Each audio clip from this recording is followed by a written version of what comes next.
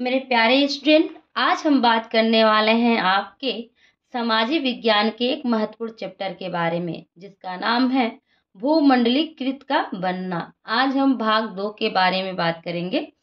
पहले क्लास में हम पढ़ चुके हैं भाग 1।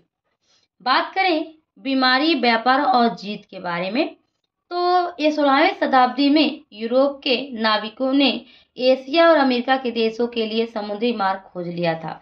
उस समय हम बात करें कि वे पश्चिमी सागर को पार करके अमेरिका तक जा पहुंचे, जहां पे इससे विश्व की भौगोलिक दूरियां घट गई। हिंद महासागर के जल में व्यापार, ज्ञान, सांस्कृतिक आदान प्रदान फूलता और फलता रहा। भारत ने इन व्यापारी समुद्री मार्गों का ही महत्वपूर्ण केंद्र था।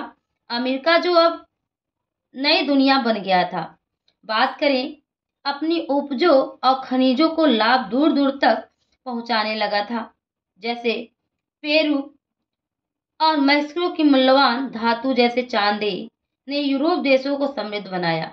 बात करें 17वीं शताब्दी तक यूरोप के लोग अमेरिका के संसाधनों के विषय में जान चुके थे कि खोजी अभियान प्रारंभ कर दिए गए थे। बात करें कि नए समुद्री मार्ग की खोज ने सिर्फ व्यापार का फैलाव मदद की, बल्कि विश्व में अन्य भागों में यूरोप को फतेह की नींव भी रखी गई थी, जहां पे अमेरिका के पास खनिजों का अकुत भंडार था और यहाँ अनाज भी प्रचुर मात्रा में थे। बात करें अब 16वीं यानी 19वीं शताब्दी में यूरोप निर्धनता और बेकारी की झुलस रहा था, जहां नगर में घनी जनसंख्या में रोग तथा धार्मिक टकराव छाए हुए थे, जहां धार्मिक असंतुष्टि को कठोर दंड दिया जाता था, जहां हजारों लोग यूरोप में भागकर अमेरिका जाने लगे। जहां बात करें 18वीं शताब्दी में अफ्रीका से पकड़ कर लाए गए थे दासों को इन्होंने खेती के काम में लगा दिया था। इन्हीं द्वारा यूरोपीय बाजारों के लिए कपास, चीनी का उत्पादन कराया जाने लगा था। बात करें 16वीं शताब्दी के मध्य तक पुर्तगाल और स्पेन द्वारा अमेरिका उपनिवेश की अहम शुरुआत हो चुकी थी, जहां लेकिन यूरोपीय की ये जीत किसी हथियार के कारण नहीं, बल्कि एक बीमारी के कारण संभव हो पाई थी। जहां हम बात करें कि इस बीमारी में चेचक की एक बीमारी ने यूरोप के लोगों को पहले से ही आक्रमण बना दिया था, इसलिए यूरोप के लोगों के शरीर में इस बीमारी के खिलाफ प्रतिरोधक क्षमता विकसित हो चुकी थी। लेकिन तब तक अमेरिका दुनिया के अन्य भागों में अलग अलग था, इसलिए अमेरिकी लोगों के शरीर में चेचक से लड़ने के लिए प्रतिरोधक क्षमता विकसित नहीं की हुई थी। जहां पे जब यूरोप के लोग अमेरिका पहुंचे तो वहां अपने साथ चेचक के जीवाणु भी लेकर आए थे। जब ये बीमार हुए उस समय के बाद बात करें हम कि 16वीं शताब्दी में दुनिया भर में सिकुड़ने का अर्थ तीव्र गति से परिवहन में जोड़ने की दूरी घटा दी थी। अब बात करें 19वीं शताब्दी 1815 से 1914 की बात करें हम, ये 19वीं सदी के दुनिया में तेजी से बदल रही थी। इस अवधि में सामाजिक, राजनीतिक, आर्थिक और तकनीकी के क्षेत्र में बड़े ही जटिल बदलाव हुए थे। उन बदलावों की वजह से विभिन्न देशों में रिश्ते समीकरण में अभूतपूर्व बदलाव आए थे।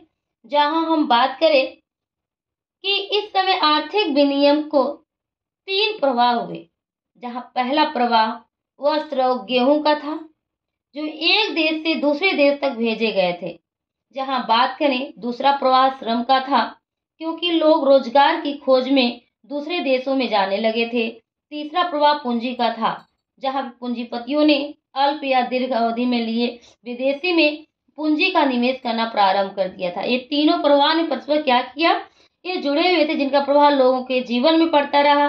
कभी कभी इनके प्रभाव में बाधाएं भी आ जाती थी, फिर भी 19वीं शताब्दी में अर्थव्यवस्था के माध्यम से ये समझा जा सकता है। बात करें अर्थशास्त्री मानते हैं कि आर्थिक आदान प्रदान 3 प्रकार के होते हैं, जैसे व्यापार का आदान प्रदान करना, श्रम का आदान प्रदान करना, पूंजी का आदान प्रदान करना। इन सब चीजों को देखा गया जहाँ पे बात आई वैश्वीकरण अर्थव्यवस्था का निर्माण, यानी मनुष्य अपना जीवन उपार्जन किस आधार पे करेगा। तो यूरोप में भोजन के उत्पादन और उपभोग का बदलना स्वरूप प्रारंभिक तौर पर ऐसा देखा गया कि हर देश भोजन के मामले में आत्मनिर्भर होना चाहता था। जहाँ पे हम बात करें कि ये इस काल में यूरोप खाद्य उत्पादन का उपभोग रुझानों में किया जा रहा था, लेकिन सभी देशों का प्रयास था खाद्यान्न के क्षेत्र में आत्मनिर्भर बने, जहाँ पे सारे लोग अपने जीवन स्तर पे गिर जाने से सामाजिक तनाव बढ़ जाने की आशंका होती थी। जहाँ पे हम बात करें कि ये 28वीं शताब्दी की बात है, जहाँ अंतिम दशकों में ब्रिटेन की जनसंख्या तेजी से बढ़ रही थी, नगर फैल रहे थे, उद्योग बढ़ रहे थे, खाद्यान्न की मांग भी वृद्धि हो रही थी। जहाँ कृषि उपजों की मांग बढ़ने से वह महंगे होते जा रहे थे। भूस्वामित्व के दबाव के कारण सरकार ने मक्का की आयात पर नियंत्रण लगा दिया था। इस कारण नामक खाद्य पदार्थों के बढ़ते मूल्यों के कारण जो उद्योगपति और नगर के निवासियों को काफिला समाप्त करने की एक मांग रख दी गई। इसमें कहा गया सरकार को निरस्त कर दिया जाएगा। बात करें हम काफिला समाप्त हो जाने के बाद बहुत कम मूल्य पे खाद्य पदार्थ आयात किए जाने लगे थे। मूल्य ब्रिटेन में पैदा होने वाले खाद्य पदार्थों से कम था, लेकिन